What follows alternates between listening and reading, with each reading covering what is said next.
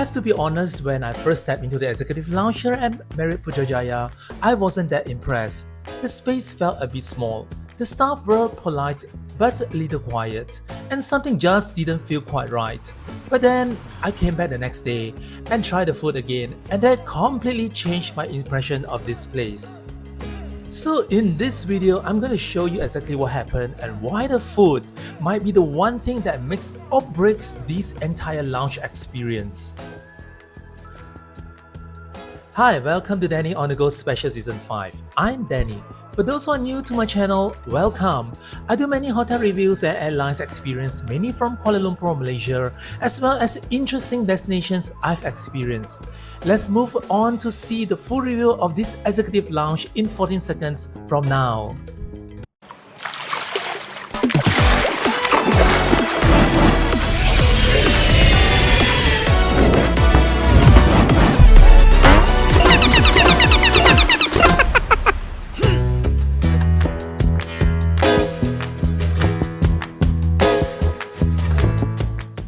On my previous video, I made a full review of the Marriott Putrajaya and its executive suite. You may click on the link above to check it out if you haven't watched that before. By staying in the club room or suite, guests can access to the executive lounge of the hotel. In this video, I will also give you some tips if you want to enjoy the most out of this lounge, and do stay on watching till the end where I will have my personal say and rating. Here I will show you the walk all the way from the main entrance of the hotel to the executive lounge. The hotel is huge, but it's easy to navigate to the rooms and executive lounge, and there's only one area for the lifts. Passing by the elegant entrance will lead to the main lobby.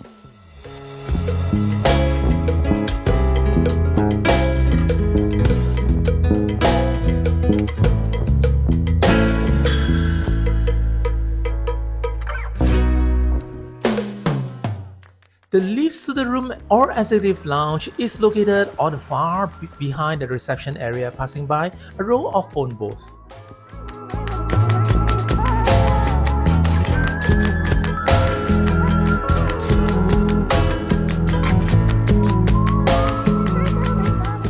Here there are 6 sets of lifts in this area. Once in the lift, select level 12 with the room keycard, which is where the executive lounge located. There's the floor directory where all common areas are clearly indicated.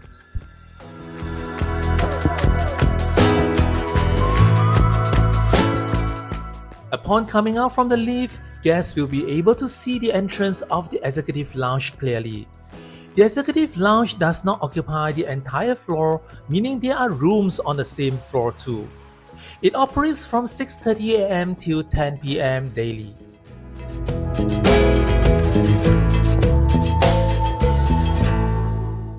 Guests need keycard to access the executive lounge. Upon coming in, on the left is the reception where guests can do their check-in or check-out here. Guests will be handed a welcome letter during check-in, and you may pause the video if you want to read through all the information about this executive lounge. The executive lounge isn't big. In fact, it's pretty small. Looking at the hotel, it's so big.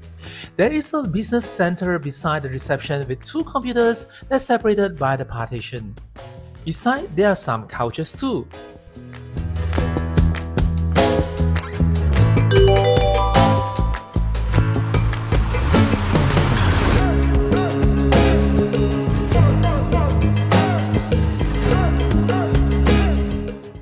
In the middle, there are dining areas with pillars lined up wrapped with mirrors to make the space looks bigger.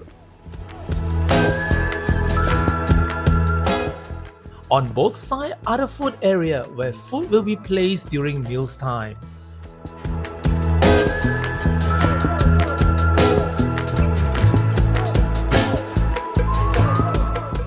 At the end, there are more couches. The toilet is at the far end, and it's shared by both genders.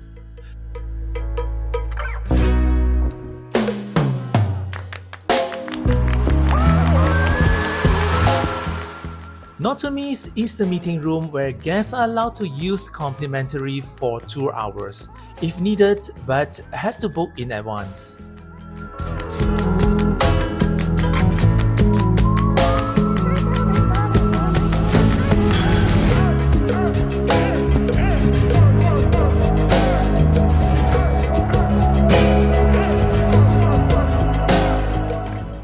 Beside that, there's an outdoor space where there are some seatings too at the patio, overlooking the IORI City Resort office, and at the bottom is the swimming pool area. This place is nice if it's in the morning or late evening, as it's really stuffy in the afternoon.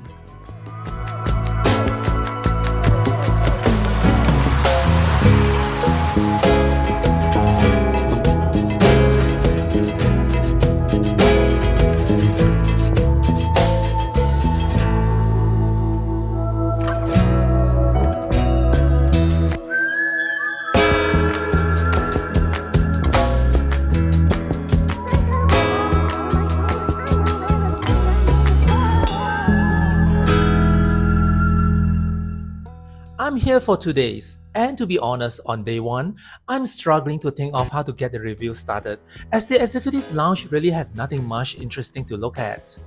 Until day 2, when the staff starts to know me by name, and what's more is the food that craved my heart to love this place more and more.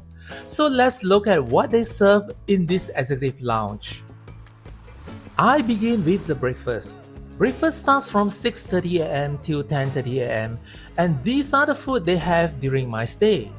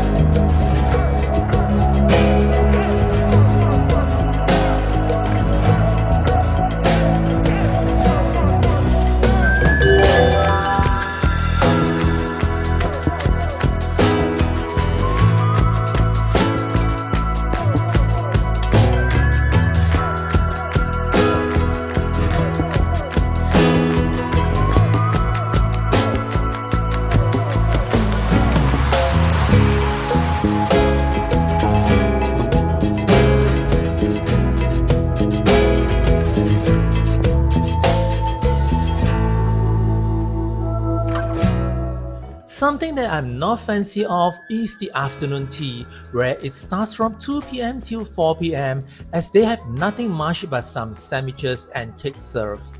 Coffee and tea are available as well as some fruits and juices served in the fridge.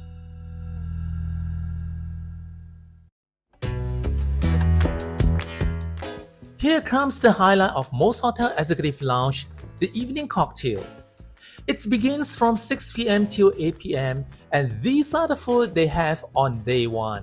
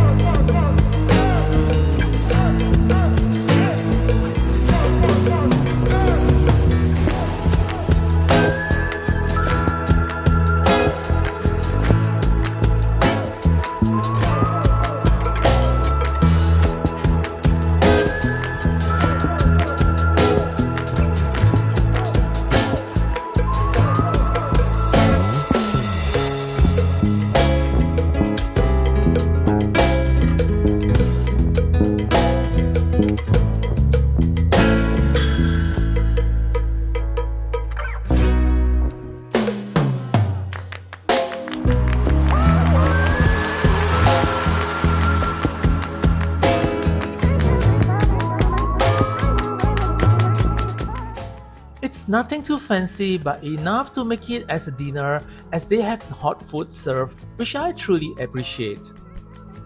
Alcoholic drinks like wine and cocktails are available, and if you have watched my previous video about this hotel, I've explained why Marriott Putrajaya is allowed to serve alcoholic drinks. Looking at the law of Putrajaya city is not allowed to have any alcoholic drinks served in a hotel. Mainly it's because this hotel is not inside Putrajaya city, even it's bearing the Putrajaya name. Hooray for drinkers! Now, after trying the food on day 1 during the evening cocktail, I came back on the next day, and this time, my impressions started to change. Some of the staff actually recognized me, and they began to open up, talk more, and share about the lounge. It felt less reserved and a lot more welcoming. And that's when I found out something interesting. The executive lounge actually rotates between 5 different cuisines, as you can see from the chart here. So on day 1, what I had was Indian selection, which to be honest didn't really impress me. But on day 2, it was Chinese cuisine, as you can see here.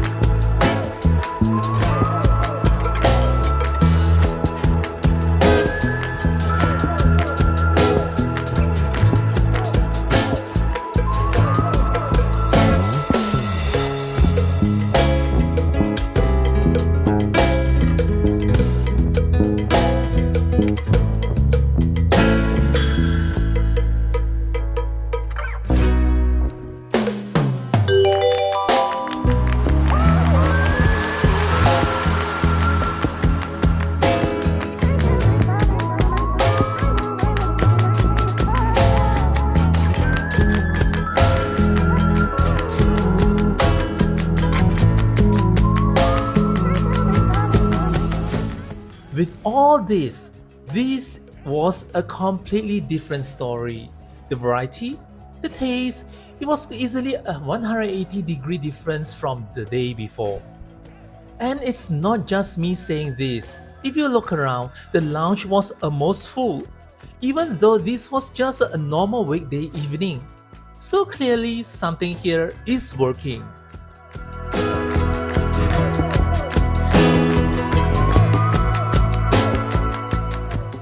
People always say Chinese food can be a bit greasy or heavy, but at the end of the day, your stomach doesn't lie. And based on what I experienced here, this was definitely one of the better evenings. So now that you have seen the rotation, you probably know exactly which day you want to come if food is your priority. Now here is the second tip. And this one is probably the most important, especially if you are here for the exclusivity of the executive lounge. Because as you can see, this lounge isn't very big. So during peak seasons like public holidays or festive seasons, there's actually not enough space to accommodate everyone during the evening cocktail time. And according to one of the senior staff here, when that happens, the evening cocktail will be moved to the lobby lounge at level 1. Now yes, it's a bigger space, but honestly, it completely changes the experience. You lose the privacy, you lose the exclusiveness, and it just doesn't feel like an executive lounge anymore. So if you really want to enjoy the evening cocktail as it meant to be, try to avoid coming during peak seasons. And by the way, kids are allowed to access this executive lounge. So in the end, nothing here really changed except the food. And somehow, that alone changed everything. If you want to know about my rating for this executive lounge, this is the rating. I hope you find this video useful, and if you like it, do hit the subscribe button as it means a lot to me. I hope to see you again on my next video. Till then, bye.